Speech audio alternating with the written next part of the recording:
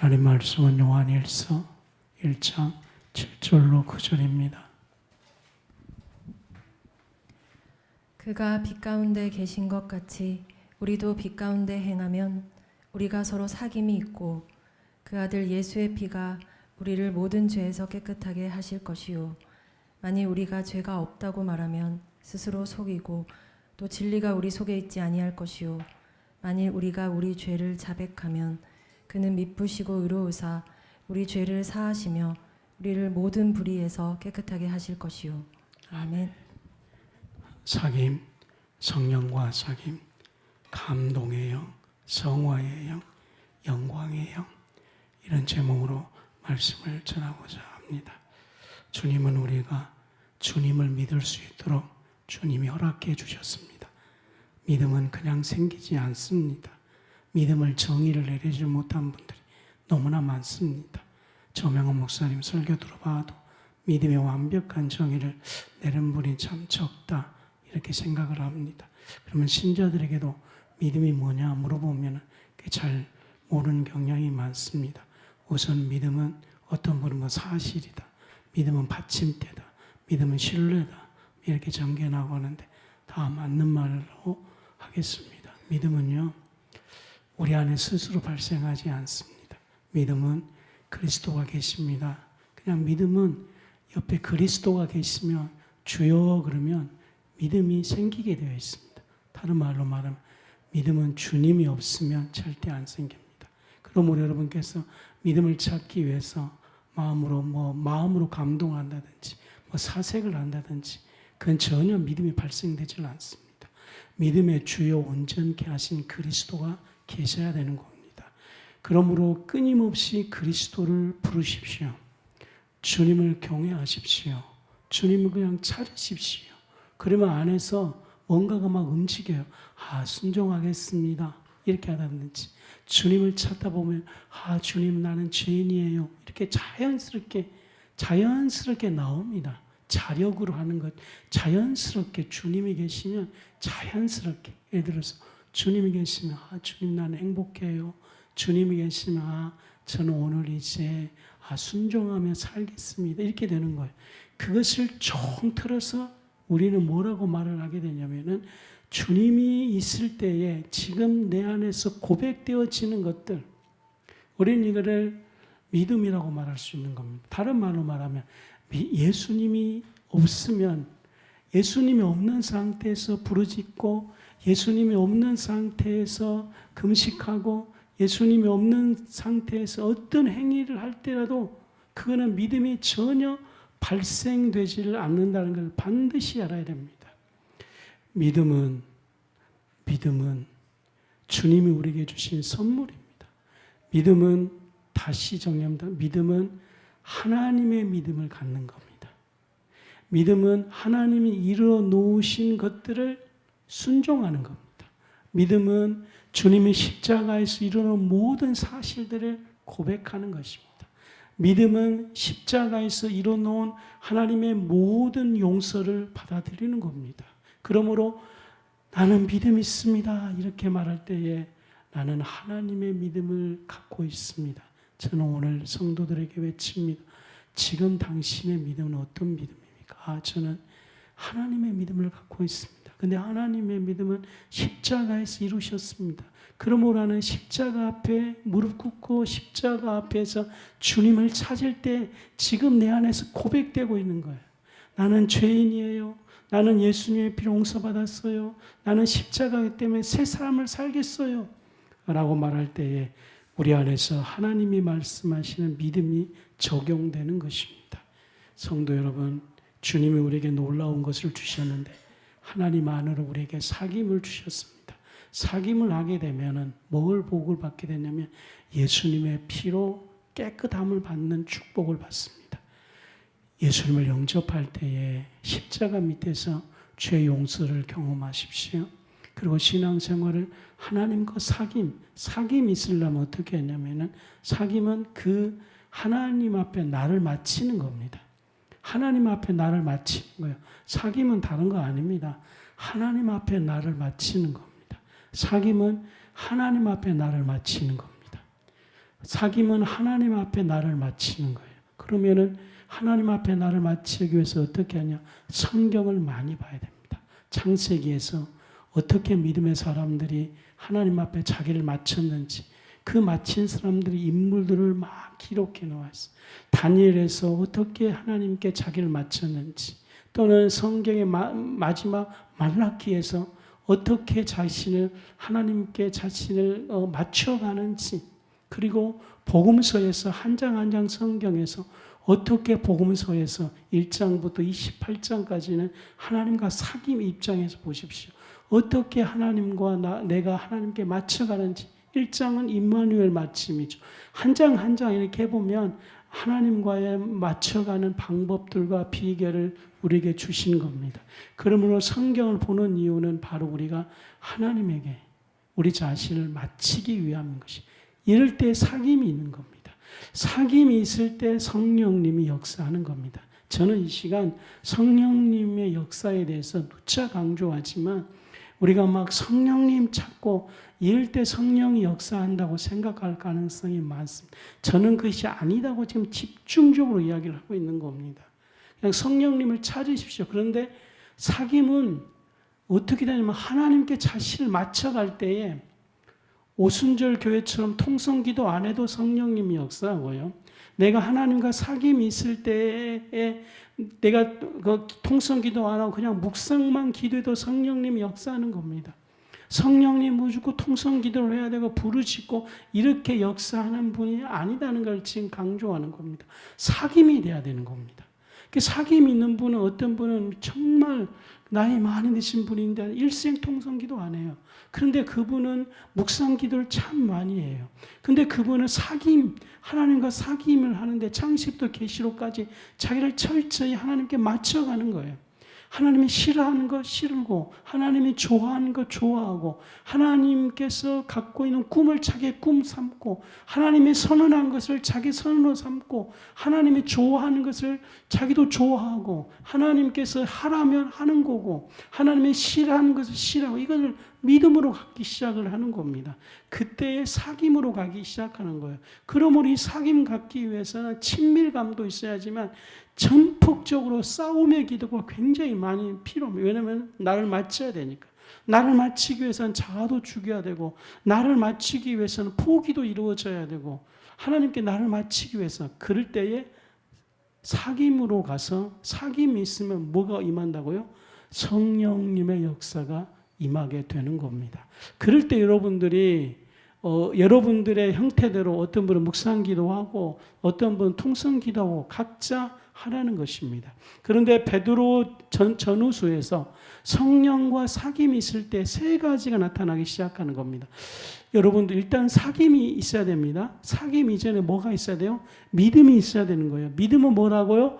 하나님의 믿음을 내가 갖는 거예요. 하나님의 믿음은 어디서 이루어졌습니까? 십자가에서 이루어지는 겁니다. 그러면 어떻게 십자가 앞에 쓸 것이냐? 예수 그리스도 이름을 부르는 겁니다. 그래서 예수 이름이 선물인 거예요. 다른 데 이름 부르면 역사가 일어나지는 않아요.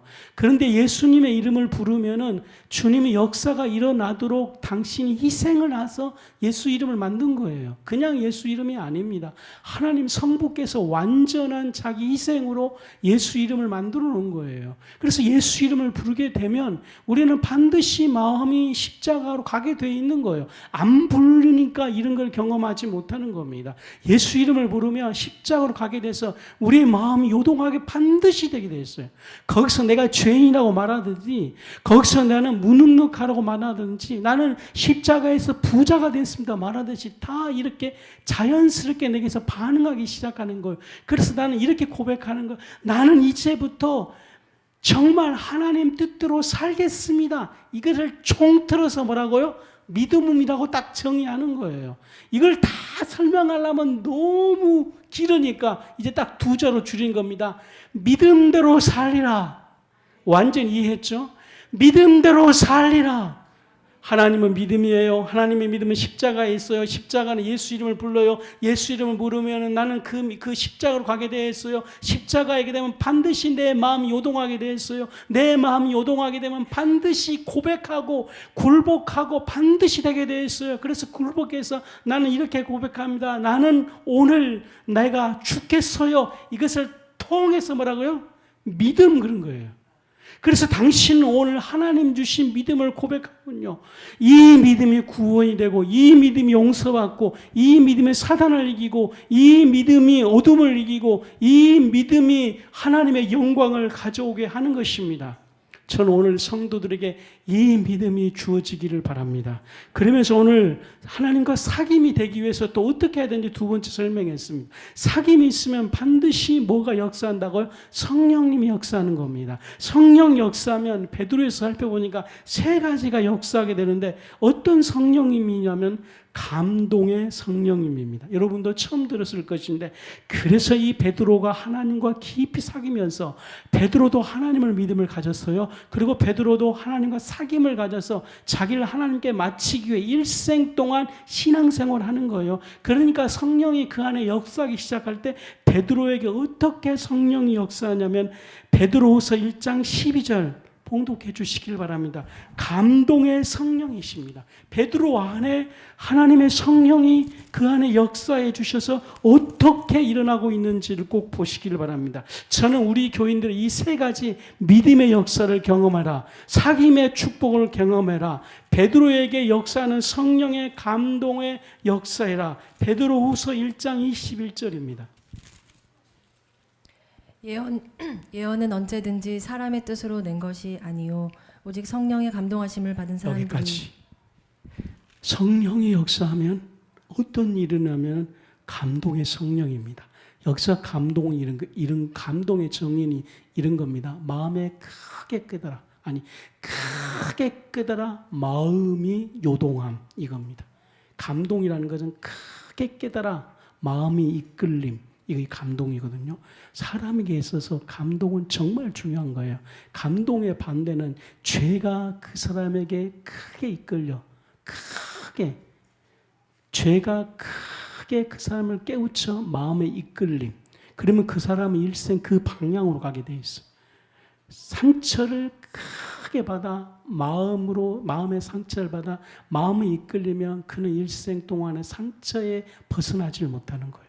그리고 상처에 준 사람을 미워하는 거예요. 근데 그 반대는 뭐냐면요. 성령에서 마음에 감동이 임하면 크게 깨달아 마음에 이끌려지는데 어떤 마음의 이끌림을 받았냐면 바로 성경을 풀 수 있는 축복을 받기 시작합니다. 애언이든지 이 모든 것들이 성령의 감동에 의해서, 그러니까 베드로에게서는요, 뭐가 성령의 역사냐면 성령의 감동이 있어서 그분께서 오셔가지고 예수님이 오셔서 3년 동안 사역한 모든 말씀들이 굉장히 어려운 부분이거든요. 근데 사귐이 있는 후에 자기를 철저히 하나님께 마치려고 몸부림치는 것이 사귐이라 그랬어요. 그 사귐이 있으면 성령이 다 역사가 시작되는 거예요. 막 성령님 안 해도 된다 그랬습니다. 성령 역사면 감동의 성령이 역사하셔서 예수님께서 하신 말씀에 크게 마음에 깨달음이 오고 깨달음의 마음이 이끌림을 받기 시작하게 됩니다. 그것이 이제 베드로예요. 그래서 예수님께서 베드로를 데려다니면 3년 동안 말씀하신 것들을 그냥 귀로만 듣고 잊어붙던 것들이 정확하게 한 말씀 한 말씀 크게 깨닫고요. 자기의 마음이 이끌림을 받기 시작하는 거예요. 그러자 그 안에서 주님께서 하신 말씀에 이끌림을 받는다는 거예요. 사람은 어느 방향으로 간다고요? 마음의 이끌림의 방향으로 가는 거예요. 그러면 성령의 감동을 받은 사람은 처음에 에덴 동산에서 아담이 죄에 사단에 이끌려서 선악과를 따먹어서 실패했잖아요. 근데 성령의 감동을 받은 사람은 정반대예요. 진리에 이끌려서 마음으로 하나님의 뜻을 쫓는 사람이 되는 거예요. 그러니까 우리는 지금 뭘 사모해야 됩니까? 감동의 성령님을 사모해야 된다는 거예요. 감동의 성령님을 사모하면은 상처가 딱 다가왔을 때 죄에 이끌려서 상처 속에 미움과 복수심으로 일생을 탁 하는 거예요. 한국의 정치가 지금 발전하지 않는 것은 진보 보수가 아니고 상처받아서 미움과 복수의 정치예요. 한국은 상처와 복수 정치예요. 서울대 나오든 무슨 대 나오든 한국 정치는 상처와 복수, 뭘로? 죄에 이끌리기 때문에 그러는 거예요. 이것이 성경을 보는 한국 정치예요. 근데 그걸 이기려면 뭘로 이겨야 됩니까? 성령의 감동을 받아야 되는 거예요. 다른 걸로 이길 수 없어요. 성령의 감동을 받는 정치인은 복음서에 나온 주의 말씀에 크게 깨달아 마음에 이끌려서 아하, 하나님의 힘으로도 정치할 수 있구나. 이 마음에 이끌리는 거예요. 하나님의 원리대로 할 수 있구나. 이것이 크게 깨달음이 오는 거예요. 하나님께서 말씀하신 복음으로도 얼마든지 정치할 수 있구나. 현실 속에서 하나님 나라를 세울 수 있구나. 이걸 너무나 크게 깨달은 거예요.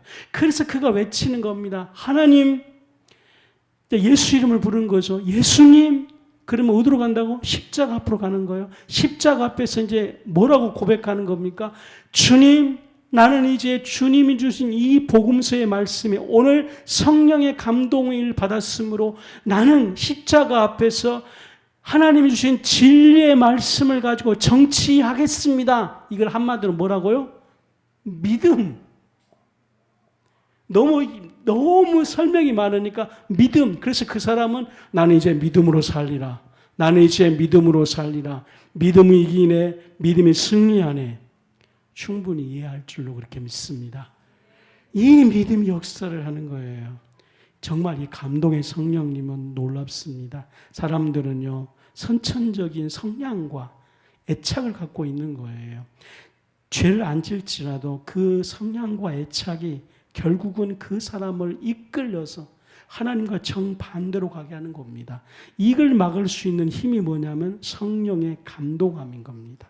성령의 감동을, 그래서 성령의 감동을 입었다 이렇게 말하는 거예요. 크게 감동함을. 성령의 감동함은 일생 우리가 구하면은 아주 중요한 선택지에서 이쪽으로 확 가지 않고 하나님이 원하는 방향으로 확 끄는 거예요. 그만큼 성령의 감동이 중요한 겁니다. 일생 동안에 정말 믿음, 성령의 감동함은 우리가 일생 동안에 하나님께 부르짖어야 되는 겁니다. 이 자기 자신을 훨씬 뛰어넘어 진짜 강한 충동에 이끌려서 사람은 이끌림을 받거든요. 중간 충동만. 근데 이거 말입니다. 이 강한 이 충동들이 죄성에 이끌리기 시작하는데 시장 사람들은 죄성이라고 말하지 않고 어쩌면 성공이라고 아주 포장을 했기 때문에 이 강한 충동들이 죄성의 충동을 전혀 인식을 못하는 겁니다. 근데 이 성령의 감동은 말입니다. 이것도 강한 충동입니다. 죄성의 충동을 갖고 오는 것이 아니라 강한 하나님의 충만함의 충만인 것입니다. 성령의 감동은 하나님의 충만함의 충만인 겁니다. 그러므로 이런 감동이 우리에게 오기 시작하게 되면 하나님의 충만함이 오는 거예요. 이거는 정말 놀라운 거예요. 그래서 강하게 오면 내가 낮아져야지. 내가 헌신해야지. 내가 이제 용서하며 살아야지. 내가 이제 믿음으로 살아야지. 이런 고백들이 우리 안에서 끊임없이 이루어지게 되는 겁니다. 다니엘은 이상을 보았습니다. 하나님의 이상을. 근데 그걸 이해하지 못했다고 고백을 했습니다. 하나님의 이상들. 성경은 하나님의 이상들이 굉장히 많습니다. 우리는 지금 너무나 현실적인 설교를 많이 듣거든요. 상처의 치유, 회복, 이건 다 현실적인 하나님입니다. 근데 성경은 또 뭐가 있냐면 하나님의 이상들이 성경에 굉장히 많이 있습니다. 여러분이 눈을 떠서 성경을 하나님이 본 하나님의 이상들을 창세기부터 계시록까지 보면 굉장히 많습니다. 그런데 성령의 감동은요, 하나님의 이상을 보기 시작하게 됩니다. 그 이상은 다른 말로 말하면 우리에게서 그 이상이 성령의 감동으로 왔을 때 우리는 이것을 소망이다 그럽니다. 사람은요, 이 소망을 갖기 시작하면 정말 2배, 3배 일해도 힘들지 않습니다. 이 소망이 그 사람 안에 있으면 현실이 암담해도 찬송이 나옵니다. 인간에게서 소망만큼 중요한 것이 없습니다. 이 소망은 언제 온다고요? 하나님의 이상이, 성령의 감동은 뭐라 그랬습니까? 크게 마음을 깨달아 마음의 이끌림이라 그래요. 그러니까 성령의 감동이 오면 하나님의 이상들이 내 안에서 크게 깨달기 시작하게 됩니다. 하나님의 나라, 천국, 이것들이 멀리만 있는 것이 아니고 하나님의 이상들이거든요. 예수 이름으로 어디 가든지 너희들이 항상 승리하리라. 하나님의 이상이거든요. 예수의 피가 너를 100% 깨끗게 하리라. 현실은 아닌데 이거는 완전히 하나님의 이상이에요. 너희는 어디 가든지 내 행복으로 충만할 것이며 네 영혼에서 찬송 소리가 날 것이다.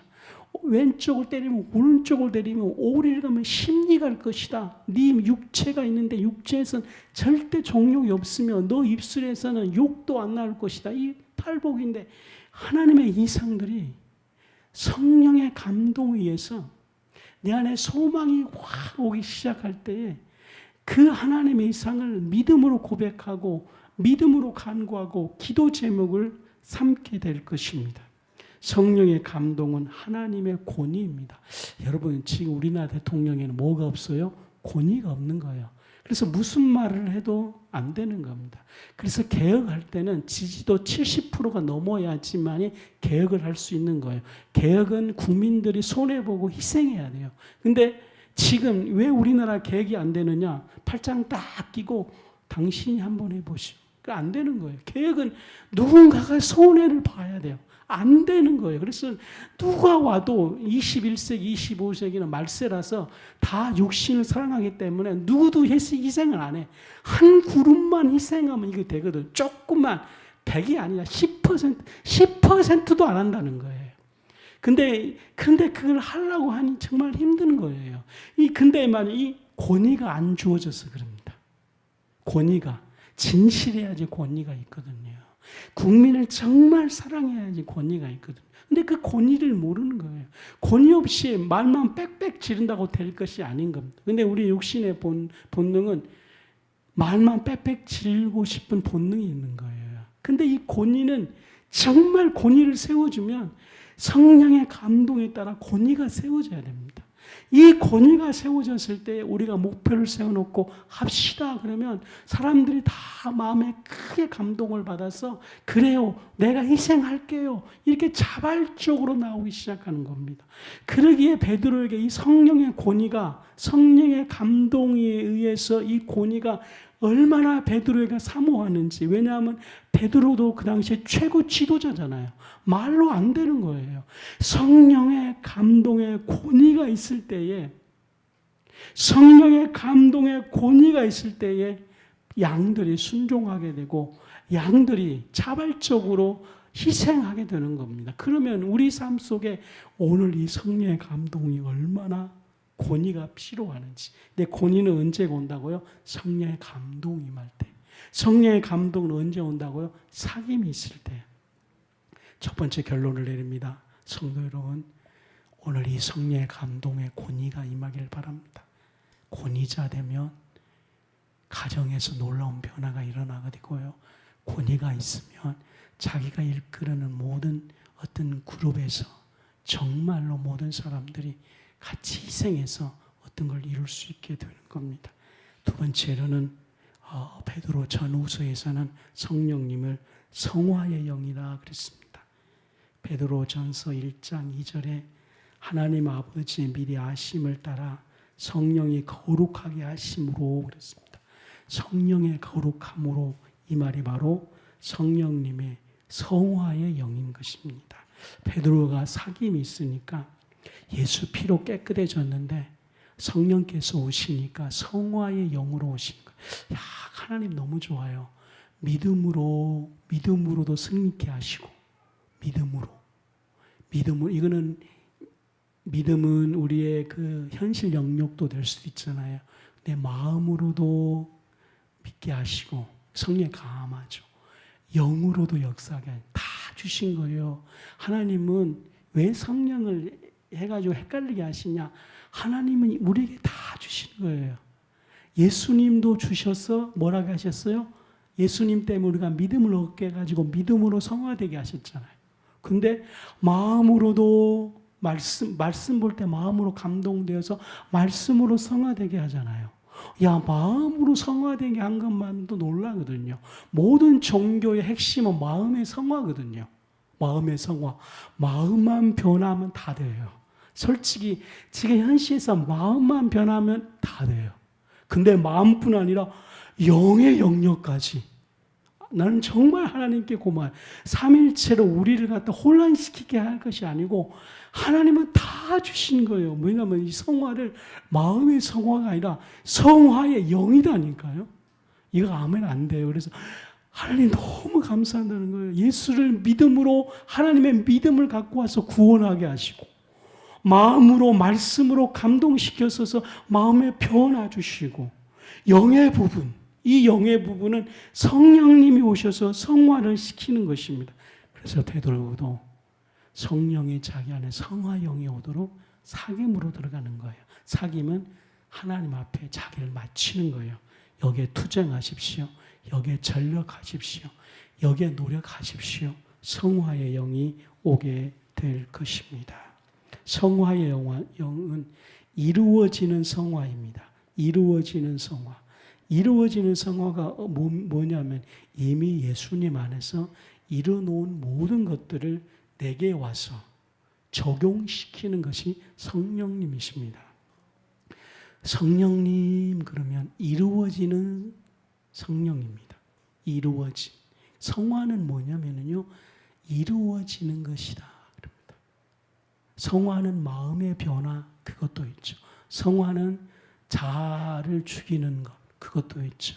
근데 베드로에서의 성화는 뭐냐면은 이루어진 사실을 예수님이 이루어진 사실이거든요. 그것을 내게 적용시키는 겁니다. 그게 성화인데 성화의 영은 이 일을 행하신 겁니다. 예수님이 예수님이 축복 주시고 은혜 주시고 감사 주셨는데 지금 내게서는 감사가 없다. 그건 성화가 안 되고 있는 거죠. 그때에 이루어진 성화를 주십시오 이래야 됩니다. 그러면은 예수님은 어떤 분이냐? 감사의 결정체고 감사의 본질입니다. 그는 감사의 결정체, 감사 100%예요. 그래서 우리는 감사하십시다 이렇게 말할 때에 감사로 이루어지신 예수님을 먹으십시오. 다른 말로 오늘 감사를 먹으십시오. 제가 여러분에게 말합니다. 감사하십시오 말할 때 지금까지는 우리는 내가 감사해야지 잘 배웠어요. 하나님 감사해요. 잘했어요. 이거는 마음의 감사예요. 영의 성화의 감사는 감사의 결정체인 예수님 감사를 그냥 먹으십시오. 감사를 그냥 들으십시오. 그러면은 감사의 자체가 내 영혼에 그대로 이루어지는 거예요. 그러면 그전에는 감사하려고 훈련하고 감사하려고 노력했어요. 이것도 감사해요. 이것도 감사해요. 근데 감사의 결정체가 내 안에 들어오기 시작하면 이것보다 훨씬 더 깊은 영혼에서 감사가 어떻게 된다고 터져 나오는 거예요. 그것이 이루어지는 성화예요. 그러면 감사뿐만 이루어진 것이 아니라 거룩도 이루어졌죠.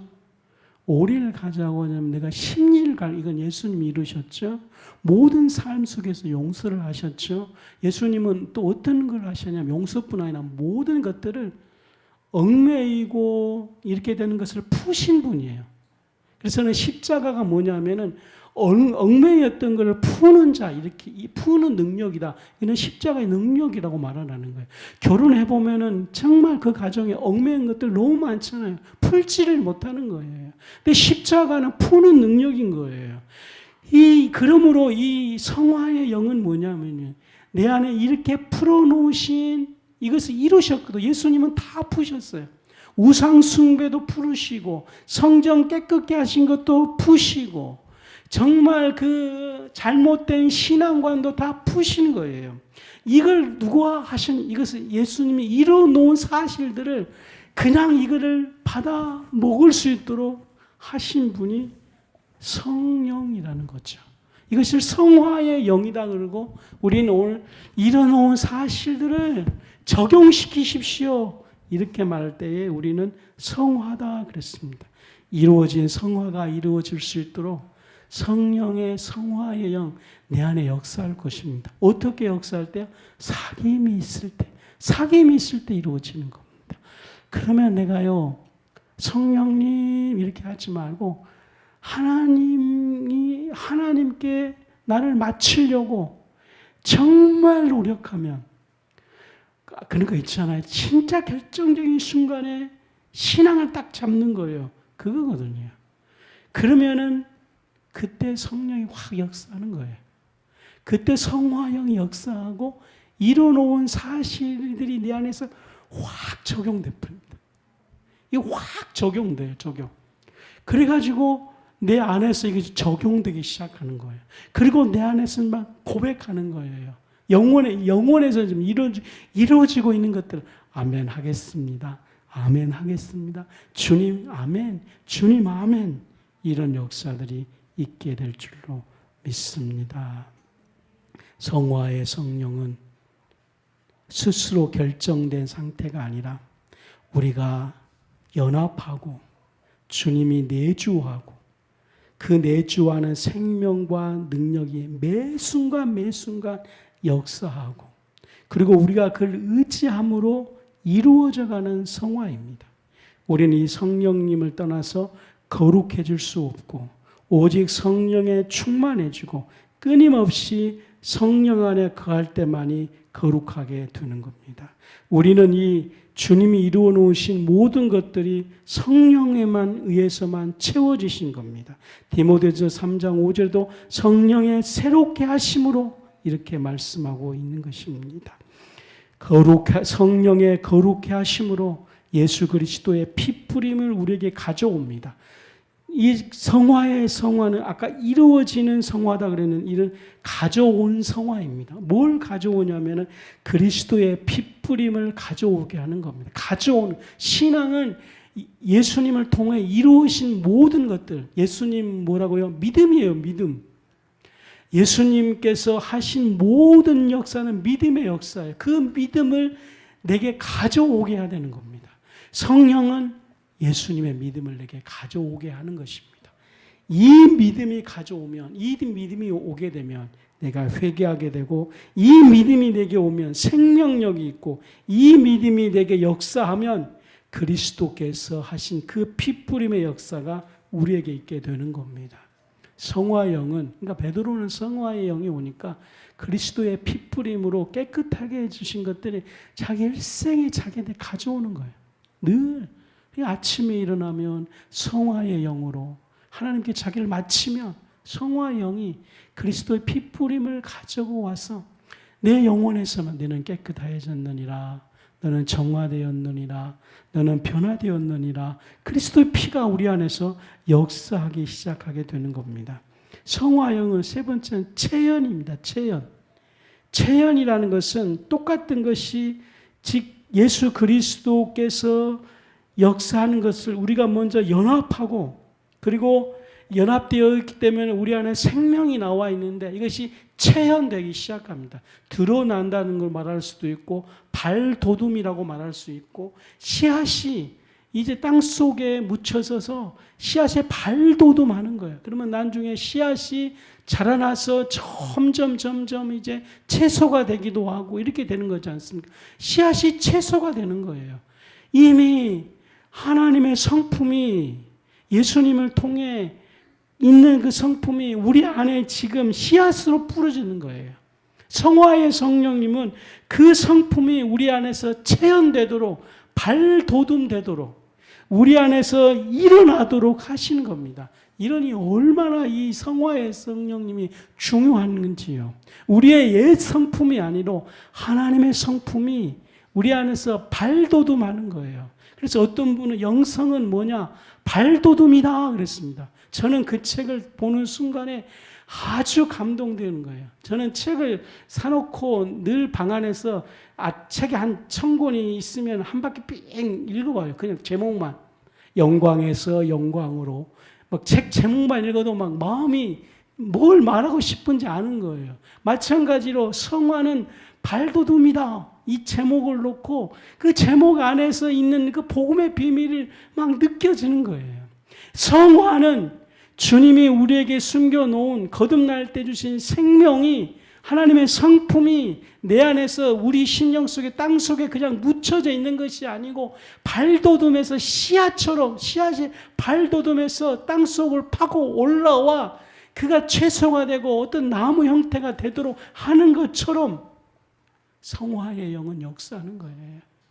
우리 안에 애기질, 사단 앞에 막 속고 사단의 말을 쉽게 듣는 이런 이 것들이 우리 심령에 있다면은 정반대 하나님께 거룩한 것에 반응하는 마음을 우리 안에 자라나게 한다면은, 이것이 우리 안에 막 마음이 자라면 사단이 준 말은 우습고 되지도 않고, 보암직도 않은 게 아니라 우습고 되지도 않고 무슨 뚱땅지 같은 소리로 우리 안에 들리게 될 겁니다.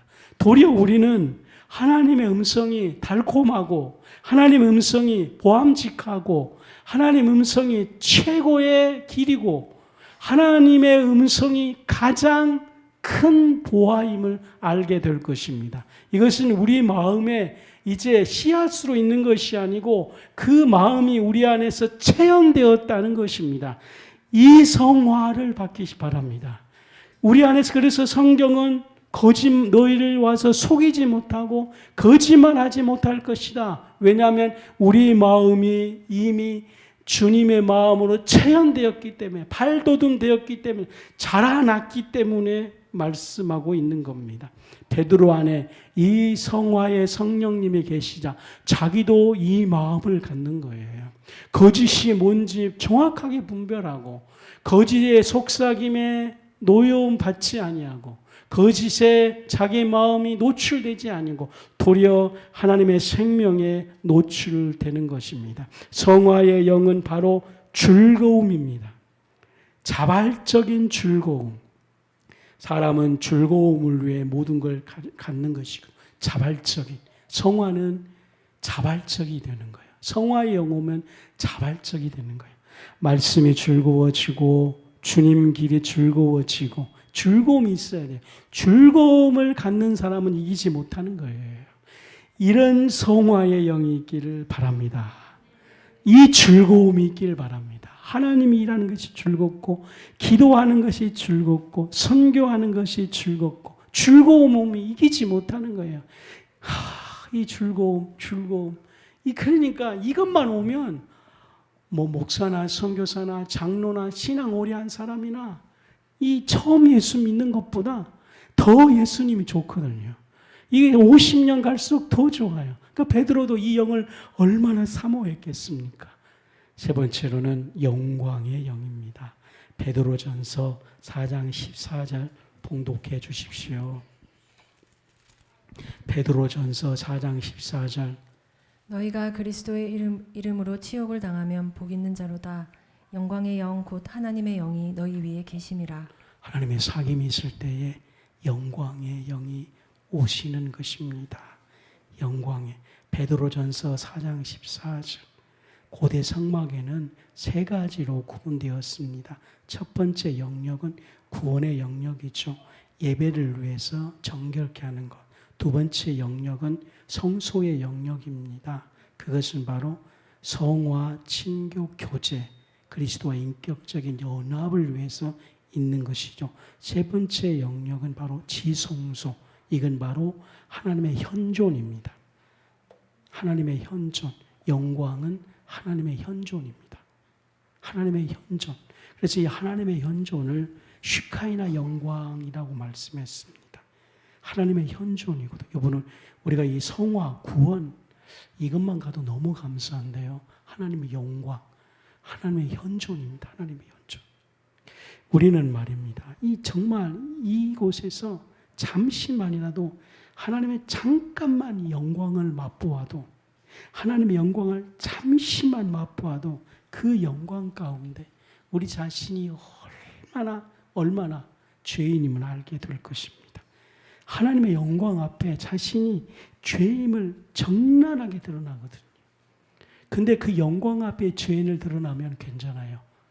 그건 지옥 갈 것이 아니에요. 그러니까 우리 박성윤 우리 집사님이 나는 지금까지 아무것도 아니에요. 그거는 지옥 갈 때에 그걸 깨달으면 큰일 나요. 근데 하나님의 영광이 현존할 때 팍 오면 정말 아무것도 아님을 막 뼈저리게 느끼거든요. 그러면은 뼈저리게 느끼는 것이 포인트가 아니고 예수님 이게 포인트예요. 이게 막 영광 앞에서 죄인이라고 하면 이게 막 그러니까 너는 나쁜 놈이야. 그래서 나는 나쁜 놈이에요. 이게 영광 없이 나쁜 놈이라고 하면은 이거 진짜 안 됩니다. 상처 입을 때 아니 고난 받으니까 그래 나는 죄인이에요. 그다음에 뭐 사업하다 실패하면 진짜 힘들잖아요. 아이고 하나님 그것도 귀하죠. 근데 좀 그래요. 하나님 영광 현존이 오면 인간은 무조건 반응합니다. 나는 진짜 근데 그건 좌절의 죄인이 아니에요. 왜냐하면 그 깊은 것만큼 그에서 뭘 고백하냐면 복음을 고백하거든요. 예수님 복음을 고백해 십자가 그리고 나는 예수 피로 새로워졌습니다. 막 이러고요.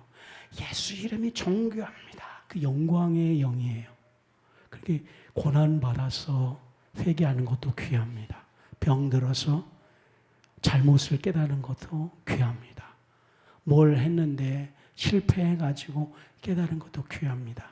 그런데 영광의 영 앞에 깨달은 것은 정말 복입니다. 영광의 영 앞에. 우리가 이걸 지금 사모하자는 거죠. 언제? 사귐이 올 때에 영광의 역사는. 우리가 지금 조금 맛보고 있어요. 우리 교인 중에서 진짜 조금 맛보고 있어요. 다 맛보고 있는 거예요. 누가 맛보고 있냐? 다. 하나님은 맛보게 해주세요. 그 영광의 영이 없었으면 오늘 예수님 안 믿어져요. 안 믿어집니다. 정말 이성적으로는 예수님이 안 믿어지게 딱 되어 있어요. 안 믿어지게. 유대인들도 안 믿었는데 그거 어떻게 믿어집니까? 근데 우리 안에 성령의 영광의 영이 오니까 죄임을 자기가 아는 거예요.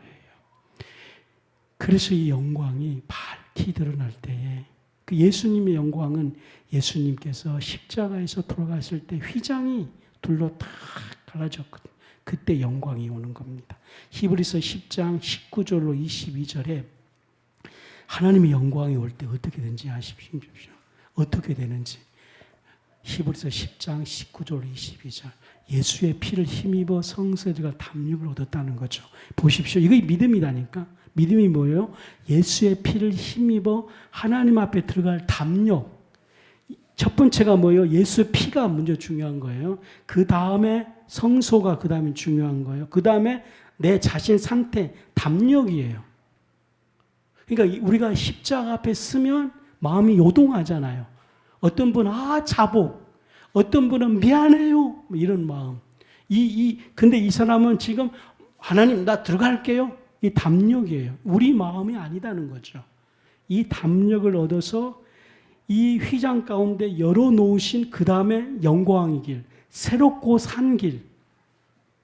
이 새롭고 산 길은 예수님의 육체 가운데. 그러니까 예수님의 성육신이 뭐냐면 하나님의 영광의 현실로 나타나는 겁니다. 그 영광 안으로 일단 열어놓으셨으니까 우리에게 사귐이 있으면 영광의 역사가 있는데 영광의 역사가 일어나면 뭐가 일어나냐면 첫 번째로 우리 마음의 뿌리를 받아 악한 양심입니다. 늘 히브리서가 이렇게 깊은 거예요. 악한 양심이 뭐냐면 보세요. 우리는 이 세상에 근데 성공을 하기 위해서 좀 나쁜 짓도 많이 하잖아요. 근데 그걸 다 가려워져서 인식이 안 돼요. 근데 영광의 역사하면은 그 죄를 보게 하는 거예요. 다시 말하면 집사님들 간증을 안 하겠습니다. 목사님 같은 거 목회해서 자기 열심히 했어요. 선교했어요. 헌신했어요. 11조 했어요. 전 재산을 드렸어요. 성도가 1000명 됐어요. 그러면 사람들이 그때요. 와 목사님 이렇게 되는 거예요. 근데 영광영이 딱 비치자 자기 목회 안에 있는 악한 양심을 정확하게 영광영이 비춰주는 거예요. 그래서 그 목사님이 아이고 하나님 내가 지금까지 목회하는 것은 하나님을 위해서가 아닙니다. 이렇게 된다는 거죠. 그러면 그 목사님이 많은 사람들이 자기를 친송할 때 자기는 뭐라고 말하겠어요? 영광이 역사하기 전까지는 했지만 그래요. 나는 그래서 세미나를 갈 때도 1000명 돌파하는 목사 세미나도 하고 또 간증할 때도 제가 어떻게 개척교회에서부터 시작해서 어떻게 해서 이렇게 됐어요. 뭐 어떻게 했어요. 뭐 막 이렇게 얘기하기를 거 아닙니까? 그런데 영광 영이 딱 임하자 이 모든 것들이 하나님을 위해서 하지 않았다는 걸 자기 영혼에 자각하고 깨닫기 시작하는 거예요. 그때 그 영혼이 예수님을 만나기 시작하는 거예요. 그때 그가 예수님의 이름을 부르짖기 시작하게 되는 겁니다. 이 예수님을 경험하는 여러분 되십시오. 그러자 어떤 현상이 일어나면은 벗어나게 되고 몸은요 맑은 물로 씻음을 받고요. 정말 아멘 해주십시오. 몸이 하나님의 뜻은 이거 우리가 구원도 너무 감사한데 이 영광의 영이 오면 그 다음에 더 중요한 것 참 마음이 된대. 오 예수님 그리고 믿음이 온전한 믿음으로 그리고 이 사람이 하나님께 나아가게 된대요. 사모합니다. 영광의 영 성령이 우리 안에 역사하도록 하나님과 사귐이 있으십시다. 이걸 사모할 것입니다. 영광의 영. 야, 베드로 전후서에서 성령의 영 너무 대단하죠. 그래서 우리 현실 알잖아요. 그렇죠? 우리 현실 알잖아요. 저는 제 상태에 지금 설교하고 있는 이 상태가 나가 아닙니다. 오늘 이 상태는 한 주간 말씀 열심히 기도하고 또 아침 새벽부터 해서 막 3시간씩 방언 기도하니까 막 성령의 역사를 하잖아요. 그래서 아멘 하잖아요. 이거 뭔가가 그렇잖아요. 이건 나가 아닙니다. 이거는 예배를 드리기 위해 하나님이 지금 역사하고 있는 나입니다. 나는 누구냐면은 집에서 아내한테 혼나고 똑바로 못하고 있는 게 나예요. 저는 그 나에서 예수님을 불러요.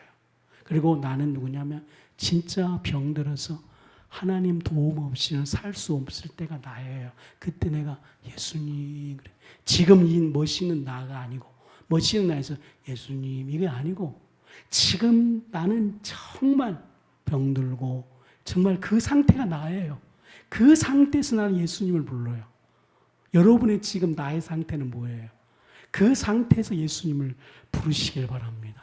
나는 그러니까 예수님이 간절해지거든요. 이거는 절대 초월하지 않아요. 혹시 하나님께서 나를 엄청나게 큰 목사로 만들었다. 그 목사가 나가 아니에요. 그건 직분이에요. 내려와서 지금 예수님이 필요한 그 나가 난 거예요. 그때에 성령과 사귐이 있어서 히브리서 10장 19절로 22절로 우리를 인도하게 될 것입니다. 그리고 이제 마지막 바로 영광의 영이 뭐냐면은 금방 우리가 베드로전서 4장 14절 읽었는데 내 이름을 위해서 욕을 당하는 마지막 영광의 영이 뭐냐면 예수님을 위해서 고난의 자리에 들어가는 겁니다. 예수님의 이름을 위해 박해 자리에 있는 겁니다. 예수님의 이름을 위해서 비난 자리에 있는 것입니다. 이것이 영광의 영인 것입니다. 저는 우리 성도님들에게 이 감동의 영, 성화의 영, 영광의 영이 임하도록 하나님과 사귐을 갖고요. 마지막 영광의 영이 바로 예수님의 이름을 위해 박해받는 것입니다. 정말 이 영광의 영에 들어가서 악한 양심에서 회개가 되고 몸이 맑은 물로 씻음받고 참 마음과 온전한 믿음의 상태에서 예수님의 이름을 부르는 걸 꼭 경험하시길 바랍니다. 그러면 여러분의 영혼 안에서 내가 예수님을 위해서 고난받아야지. 예수님을 위해서 고난받을 때가 그때가 신앙의 가장 결정체입니다. 그때 고백하는 그 믿음, 그때 고백하는 그 믿음, 그때 고백한 예수, 그때 고백하는 하나님의 성품들을 경험하시기를 바랍니다. 설교를 이제 마쳤습니다. 정말 할렐루야. 하나님을 너무 깊이 찬양하고 하나님께 영광 돌립니다. 아멘. 기도하겠습니다.